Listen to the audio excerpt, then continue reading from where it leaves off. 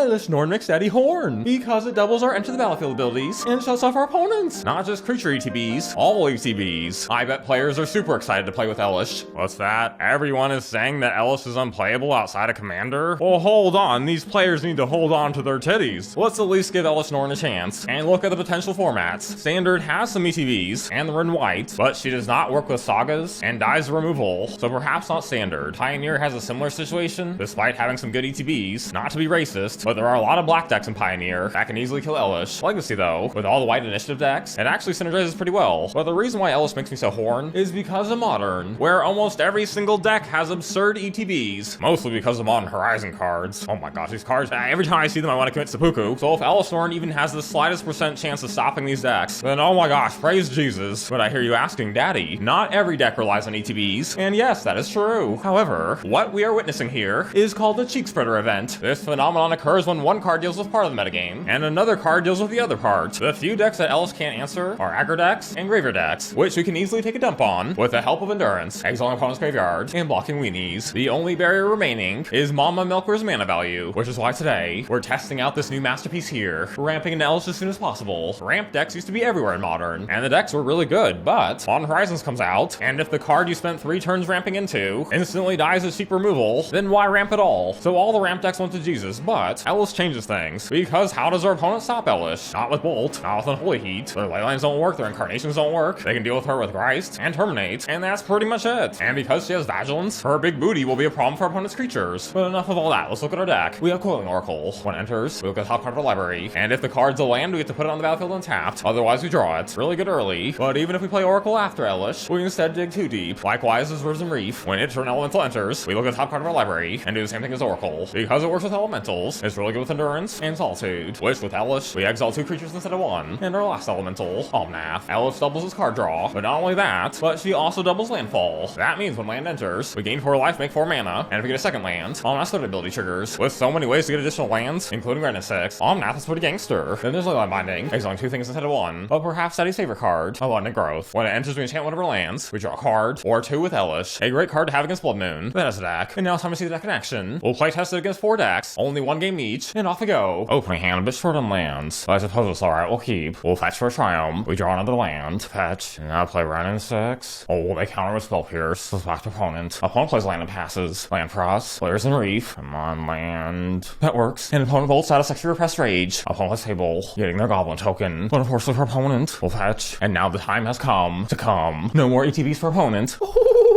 Opponent pushes Archon and Leyline Binding, and they play Dwarven Mine, with no token for them. Oh, they play another Fable, getting around our Elesh. Back in our turn land for us. We shall fist for 4. Opponent takes it like Mama. We'll hold on to our surprises and pass. Their first Fable flips, and they dump 2 lands. Oh, opponent tries to persist. To reanimate Archon, which tragically for opponent. Endurance, so no graveyard for them. And to make our opponent feel extra constipated, take out their Kiki, swapping it for a land. Oh, and for us. Daddy has the mythic idea. Play Solitude. Elesh doubles the trigger, nutting on both our opponent's creatures. Spank for 7. Now opponent played 9, and our opponent concedes. What a spanking. And now it's on to the next one. Opening hand, we have Ramps or a Keep. Oh, opponent suspends footfalls. We'll get our Triome. Oof, second Elesh. Same events, playing Oracle. Come on, land for Daddy. Wrenn, sure. Opponent suspends the second footfalls, and then passes, huh? Oh, Risen Reef. Play it. Come on, land. Solitude, sure. Swing for 1, and then pass back. Oh, that pretty good. They deal 1 damage to each of our creatures, sending them both as Jesus. Land for us, we'll take it. Play Wrenn, getting back our land. We'll play it and pass. Oh, opponent plays a land and passes. They probably have Violent Outburst, and that's gonna be a lot of rhinos for them. We better start clenching. Play our land. Get back a land. And play Elesh. And here come the rhinos. Look at all those rhinos. But fret not, my big boys. Daddy has a plan. We'll fetch. Get back our fetch with Wrenn. And suspiciously pass back. Oh, more rhinos for opponent. And now our opponent's played every rhino in their deck. Opponent swings with the rhinos. How cute. Uh-oh. Double triggers for us. Oh, we're not finished. 5 more mana. Solitude. Double triggers for us. And now we'll block. So we only take 4. Oh, opponent plays Power Master. With no trigger for them. And now it's time for fun. Land. Play Abundant Growth. Elesh draws us 2 cards.